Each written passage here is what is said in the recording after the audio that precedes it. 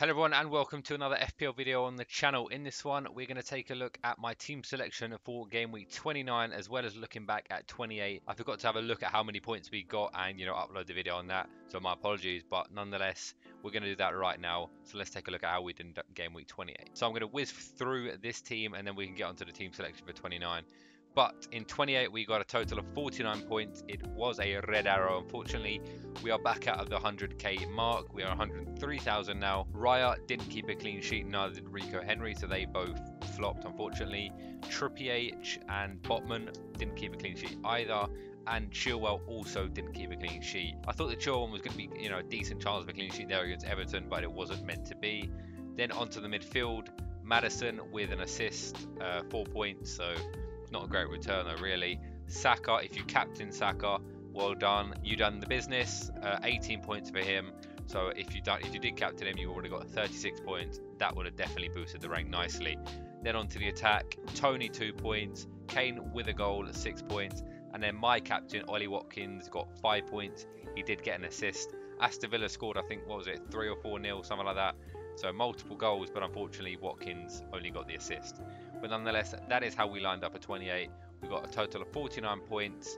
It was a red arrow, but moving on to 29 now, and we have activated the bench boost. So this is how the team is looking for game week 29. The bench and stuff doesn't really matter, the order, whatever. I bench boost, it doesn't matter who starts and whatnot.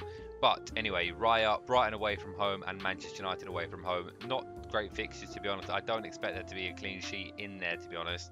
I think Brighton will score, and I do think Manchester United will score, but hopefully he can get some save points, stuff like that. Rico Henry, hopefully he can get an assist, maybe an attacking return. Trippier, Manchester United at home, West Ham away from home. Newcastle not been keeping clean sheets at the minute recently. Hopefully that can change. Of course, we need it to with the double Newcastle defence. Against West Ham as well, who don't score that many goals. Hopefully they can do the business. Then Chilwell has Aston Villa at home and Liverpool at home. Decent fixtures. Aston Villa, to be fair, they do score, but Chelsea both at home as well. So Chelsea needs to start picking up some points. Maybe they can do that, and if they continue to play the 5-back, it will help Chilwell to get some attacking returns as well. Onto the midfield, we've got the Brighton lad McAllister, Brentford at home, Bournemouth away from home. Excellent fixtures, and Brighton, excellent attacking side. If he continues to play the 10 role, he's going to be a great asset moving forward, and especially for this double game week. He's also on penalties as well, so yeah, really happy to have McAllister for this week and moving forward. Rashford is my current captaincy selection. Newcastle away from home, Brentford at home. He's the main talisman for Manchester United. Need him to keep scoring the goals. So I do think he's going to, do the business for Manchester United in these next 2 fixtures. Then Maddison, Crystal Palace away from home, Aston Villa at home. 2 decent fixtures for It's a nice double game week. Maddison does create a lot of chances in that Leicester side. They just don't have that clinical finisher. Iheanacho has been missing a lot. Maybe Maddison, can score one for himself. Maybe get a set piece, something like that. But yeah, I do like Maddison in this double game week. It's a nice double game week fixtures, and he's a good asset. Then we've got Tony up top, Brighton away from home and Manchester United away from home. Not the best fixtures, like I was saying. Even from an attacking stance, it's not that great. Brighton not bad defensively, and United pretty solid. Tony, to be fair, can score against anyone. He's also on penalties as well, but he's also got the threat of, if he gets another yellow card, he'll be suspended. So hopefully he doesn't do that and he can play both.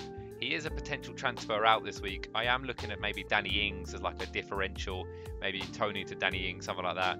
Not sure yet though. Then we've got Ollie Watkins, who has Chelsea away and Leicester away.